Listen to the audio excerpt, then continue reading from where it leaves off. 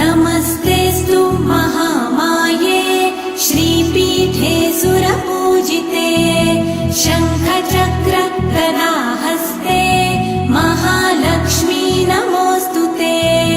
नमस्ते गरुडारूढे कोलासुरभयङ्करी सर्वपाप हरे देवी महालक्ष्मी नमोऽस्तुते। महादेव्यै च विद्महे विष्णुपत्न्यै च धीमहि तन्नो लक्ष्मी प्रचोदयात्।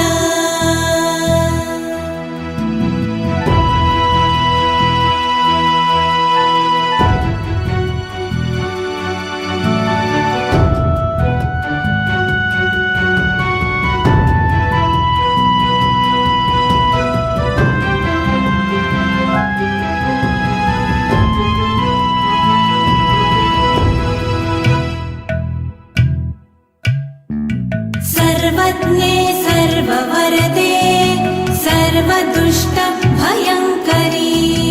सर्वदुःख हरे देवी महालक्ष्मी नमोऽस्तुते।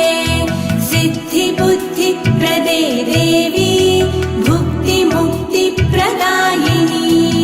मन्त्रमूर्ते सदा देवी महालक्ष्मी नमोऽस्तुते।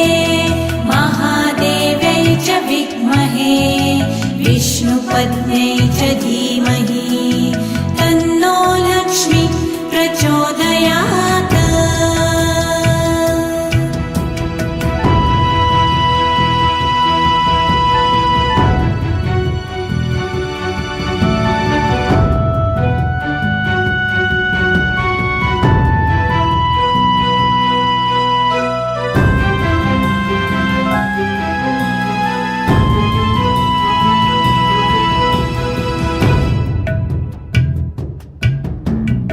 आद्यन्तरहिते देवी आद्यशक्ते महेश्वरी योगदे योगसम्भूते महालक्ष्मी नमोऽस्तुते।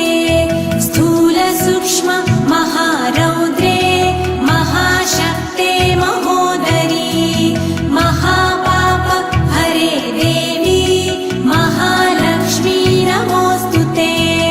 महादेव्यै च विद्महे विष्णुपत्न्यै च धीमहि तन्नो लक्ष्मी प्रचोदयात्।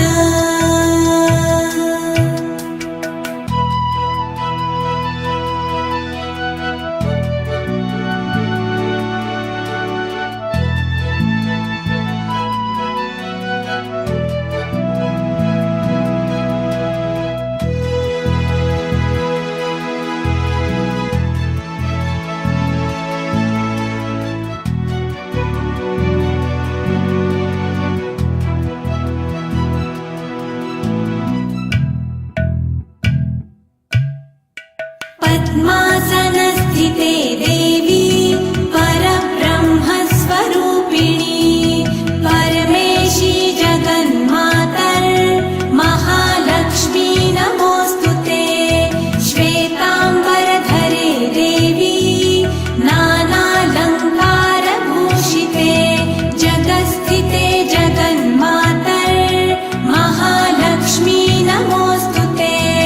महादेव्यै च विद्महे विष्णुपत्न्यै च धीमहि तन्नो लक्ष्मी प्रचोदयात्।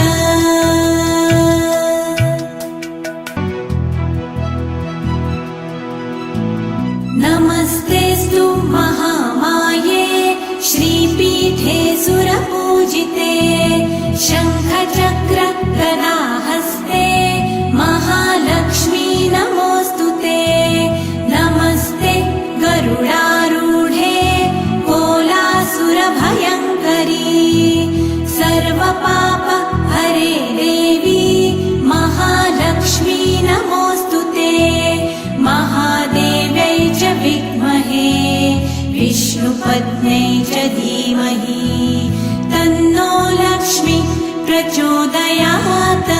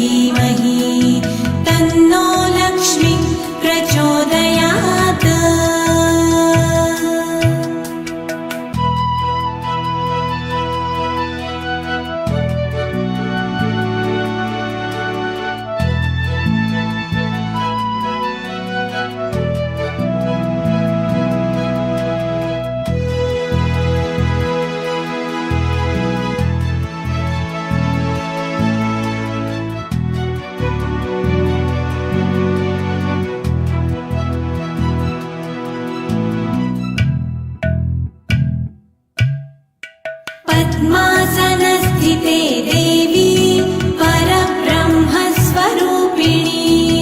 परमेशी जगन्मातर् महालक्ष्मी नमोऽस्तु ते श्वेताम्बरधरे देवी नानालङ्कारभूषिते